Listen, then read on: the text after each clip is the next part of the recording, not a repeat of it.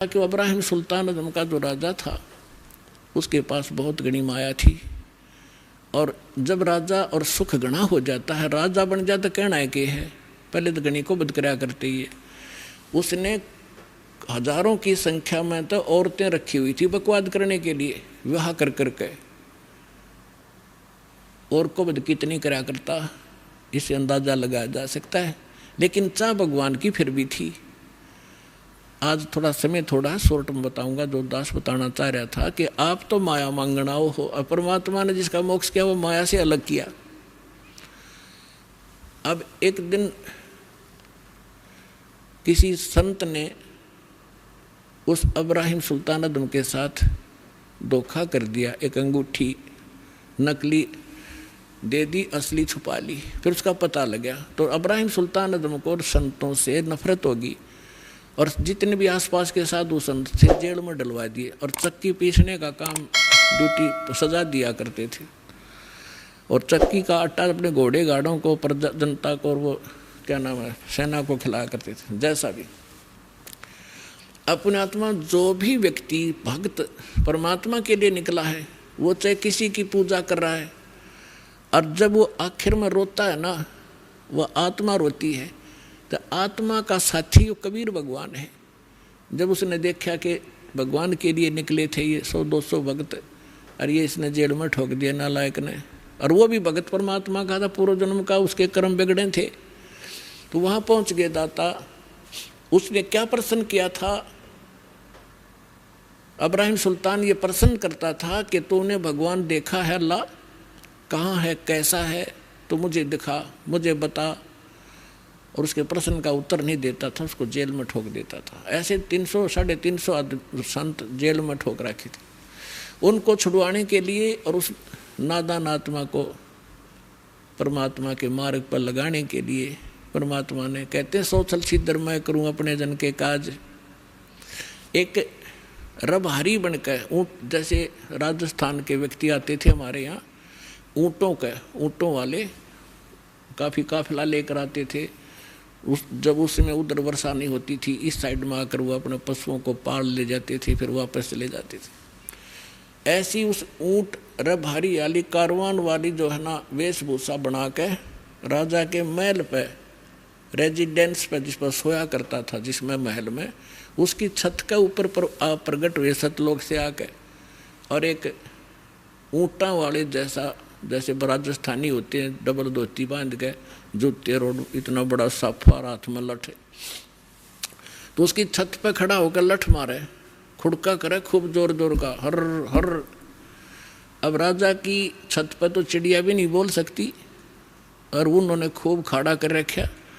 राजा एकदम उठा, नौकरों को लताड़ा के तुम क्या कर रहे हो, ऊपर कौन शोर कर रहा है।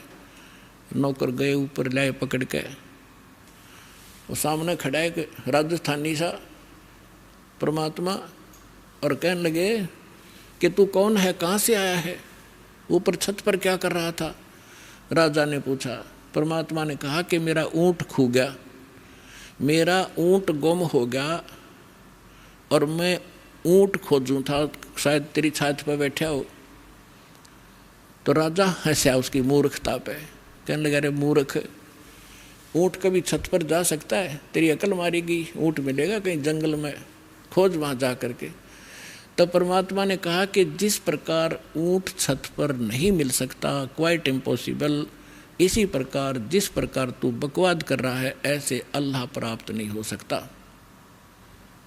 और न्यू कह के अंतर ध्यान हो गए उसी समय। अब सामने बात कर रहे आदमी ना दिखे, कलेजा तुम्हें फट जाए, आधा तो आदमी का कलेजा हिल जाए। वो बेहोश हो गया राजा। उधर से परमात्मा, वो तो राजा को लागे उपचार में करने, वहाँ पहुँच गया जहाँ वो चक्की पीस रहे थे जेल में। कौन? उसके भक्त। परमात्मा, देखो पुण्यात्माओं, अब आपको ज्ञान होगा ना।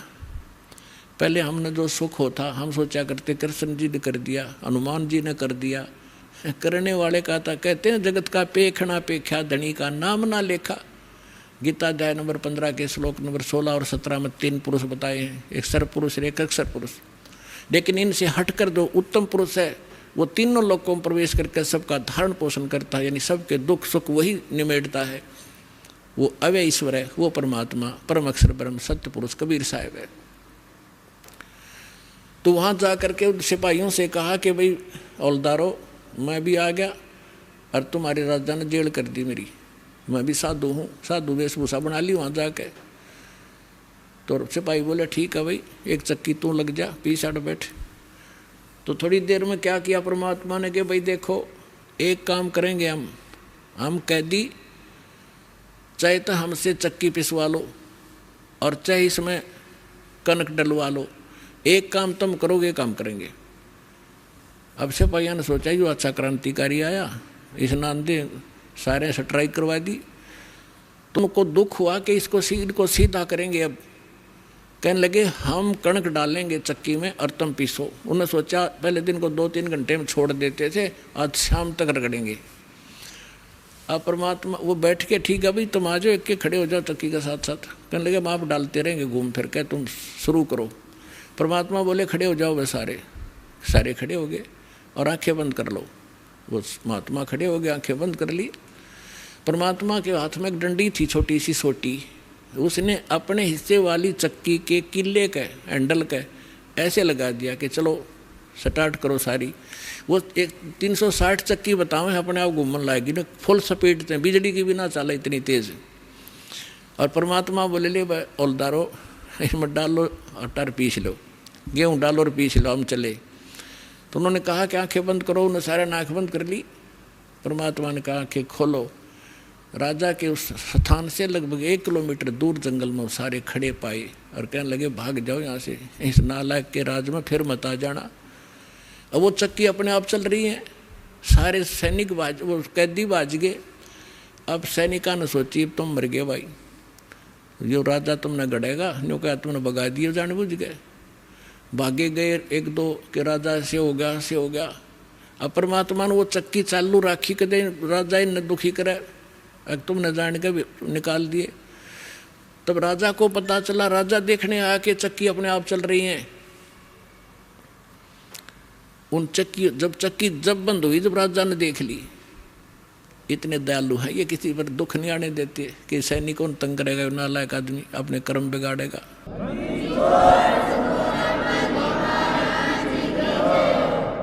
तो पुण्यात्माओं, अमर करूं सतलोक पठाऊं, ताते बंदी छोड़ कहाऊं।